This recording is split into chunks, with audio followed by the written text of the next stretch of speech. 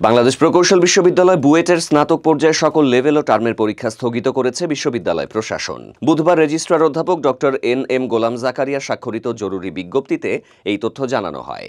বিজ্ঞপ্তিতে বলা হয়েছে, বর্তমান উদ্ভূত পরিস্থিতি বিবেচনায় আগামী 30 আগস্ট থেকে 18 সেপ্টেম্বর পর্যন্ত যেসব পরীক্ষা অনুষ্ঠিত হওয়ার কথা ছিল সেগুলো স্থগিত করা হলো।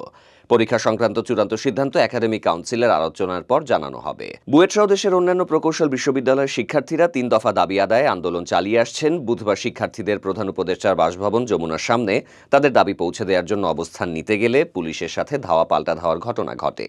এ সময় পুলিশের পক্ষ থেকে সাউন্ড গ্রেনেড, কাঁদানে গ্যাস ও জলকামান ব্যবহৃত হয়। পরে লাঠিপেটার ঘটনা ঘটে, যার ফলে শিক্ষার্থীরা ছত্রভঙ্গ হয়।